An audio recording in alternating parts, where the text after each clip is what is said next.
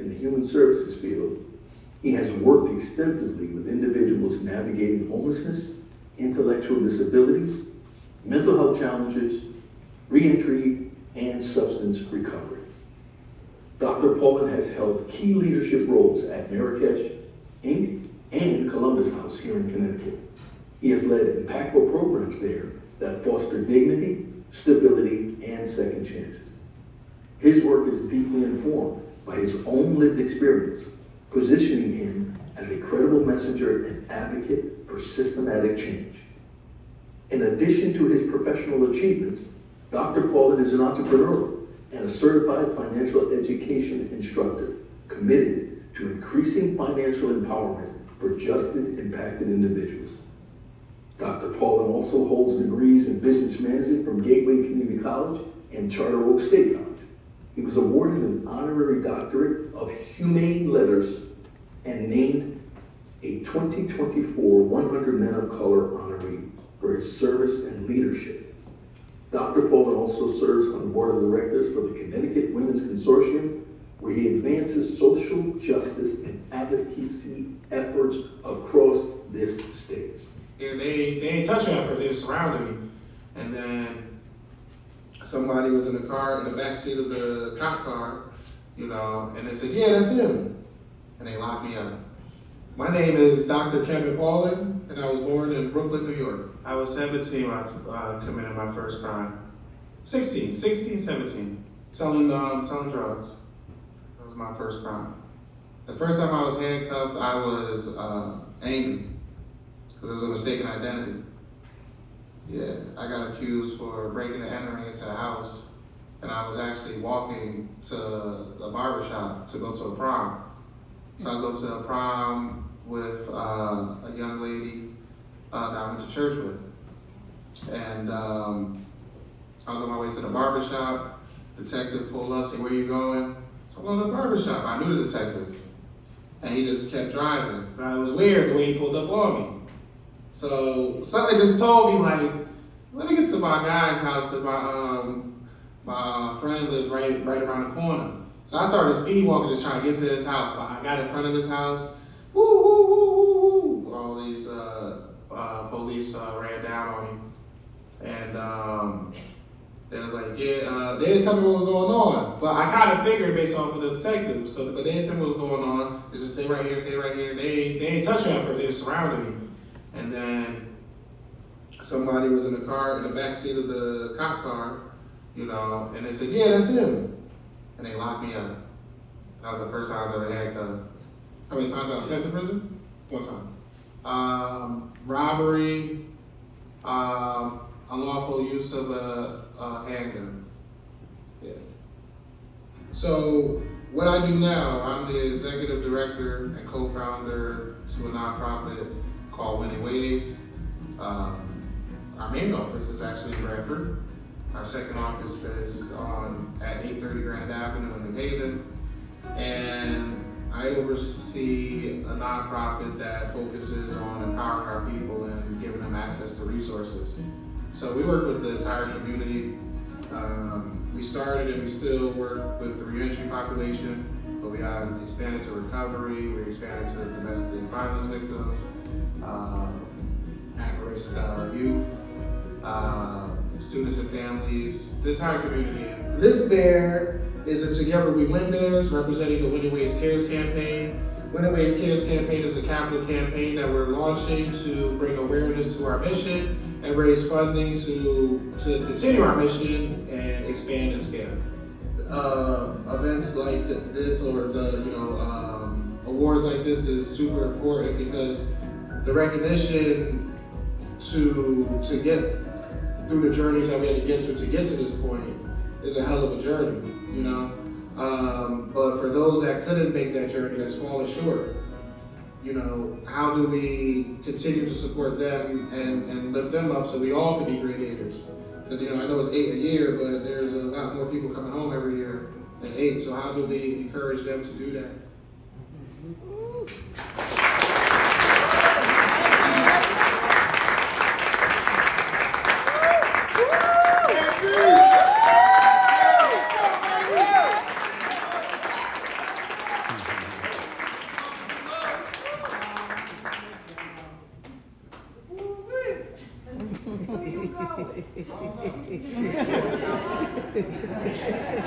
Wherever she want to go, that's what we doing.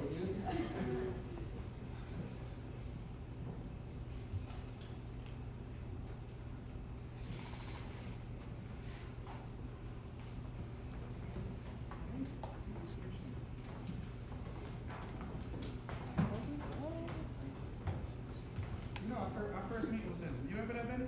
Yeah. He said they ain't had no money. I don't hear well this year.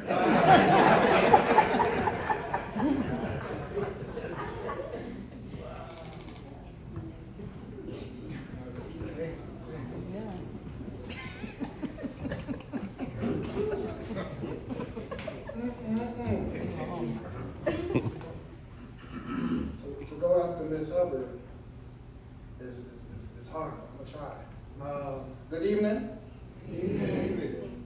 What's 8? Good evening. Good evening. I'm gonna bring the energy tonight, you hear me? But I'm a little emotional, so I thank my peoples that told me to write this down because I'm known for freestyling.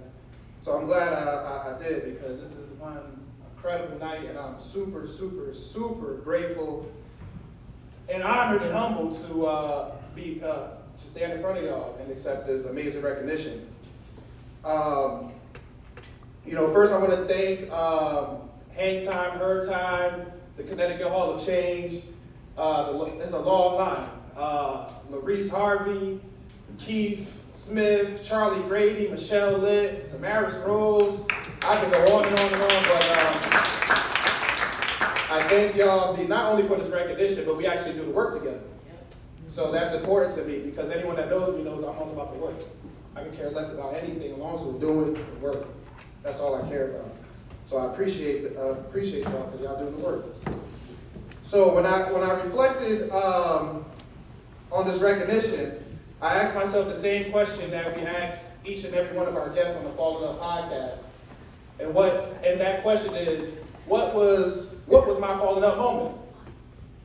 And as I sat with that question, my first thought was having the opportunity and the honor of while I served time incarcerated, I had the honor to tutor individuals that were striving to get their GED.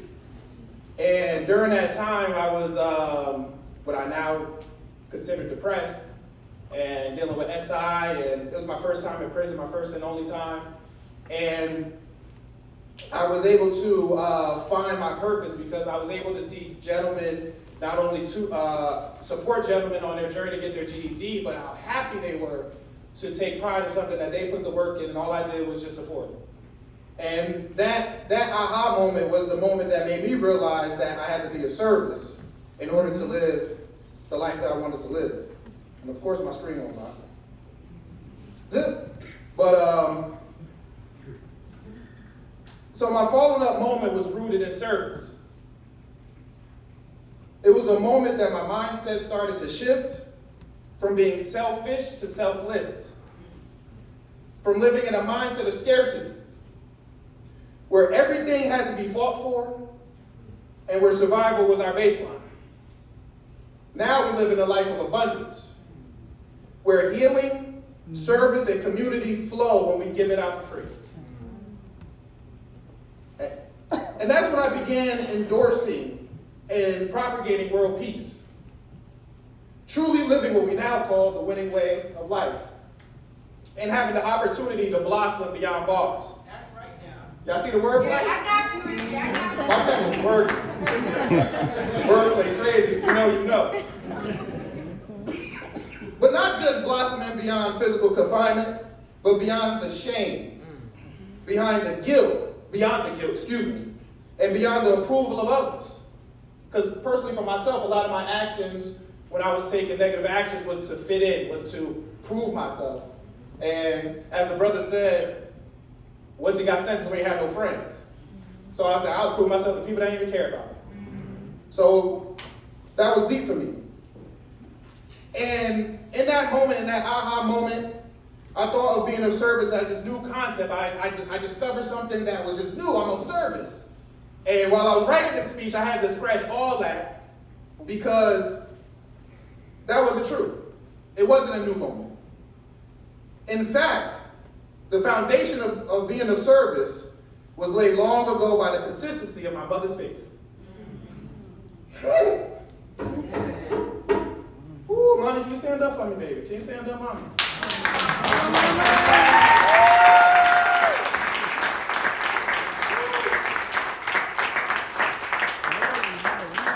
I tell people all this time because, I'm 40 years old, and we just in the age where people that are my peers are losing their parents, who lost their parents, and I say this to all my people, like I share it.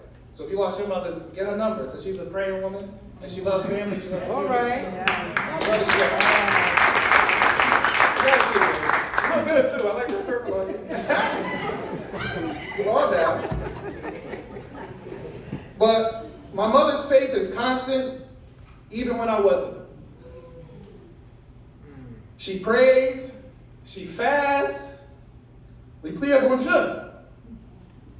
she serves with an unshakable faith that knowing that God will make a way.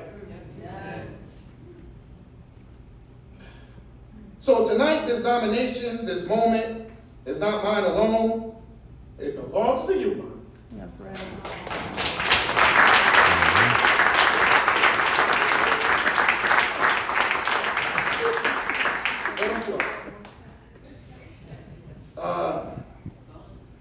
Paulin.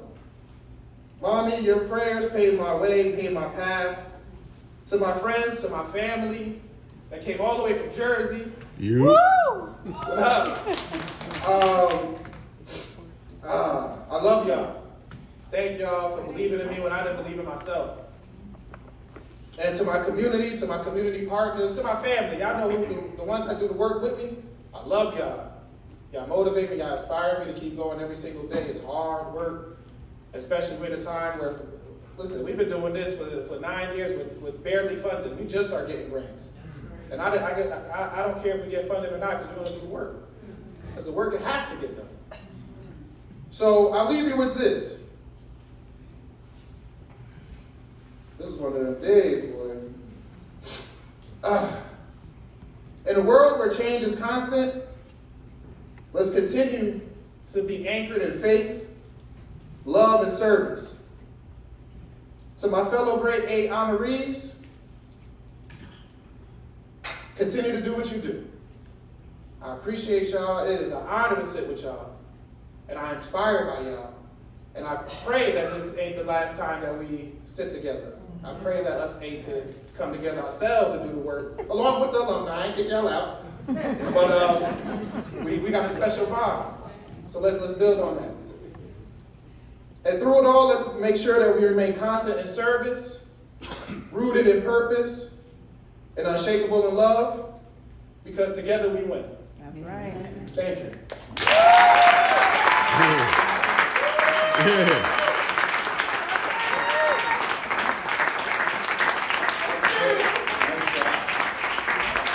How about a big round of applause for our new grade 8 2025.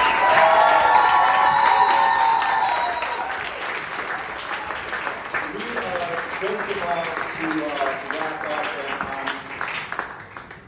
on behalf of